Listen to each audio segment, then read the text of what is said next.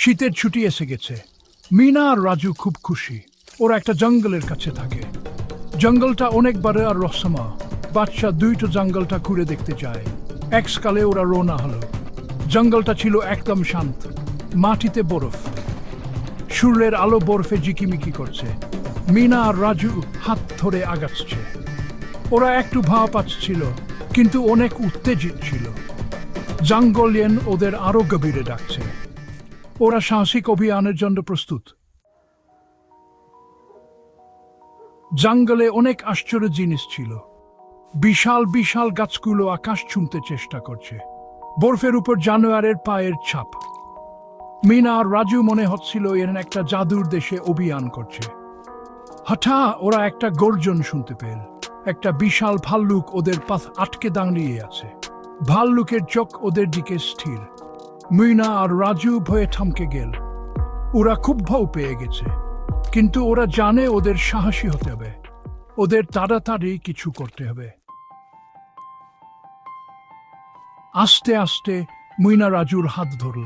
ওরা গভীর শ্বাস নিল আর একটা গান গাইল। এটা ওদের বিশেষ গান, আনন্দ আর হাসিতে ভরা। ভাল্লুকটা বিভ্রান্ত হয়ে গেল।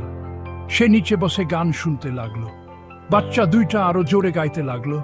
ওদের কণ্ঠ গাছের মাঝে প্রতিধ্বনিত হচ্ছে। যখন ওরা গান শেষ করল, জাদুকরি কিছু একটা ঘটল। গাছের একটা পাইন গাছ আলো করতে শুরু করল। গাছের কাণ্ডে ছবি দেখা গেল। ছবিগুলো চলছে। ছবিতে জানোয়াররা মিলে খেলছে। ভাল্লুকটা মুগ্ধ হয়ে দেখছে। ভাল্লুকটা এরকম কিছু কখনো দেখেনি। সে পাইন গাছের দিকে আগালো। ছবিগুলো দেখে সে মন্ত্রমুগ্ধ হয়ে গেল। মিনা আর রাজু সুযোগটা বুঝে চুপি চুপি পালিয়ে গেল। ওরা দপ্তরে পালিয়ে নিরাপদ স্থানে চলে গেল। ওরা ভয়ের সম্মুখীন হয়েছে আর ব্যর্থ করেনি। ওরা জঙ্গলের মধ্যে জাদু আর দা দেখেছে। ওরা শিখেছে এ সাহস আর ভালোবাসা অপ্রত্যাশিত জায়গায় পাওয়া যায়। সেই রাতে মিনা আর রাজু ঘুমিয়ে পড়ল। ওদের মাথায় ভরে আছে দেখা সব আশ্চর্যের জিনিস।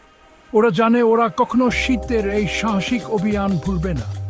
ওরা সাহস, ভালোবাসা আর মানবতার সত্যিকার অর্থ আবিষ্কার করেছে।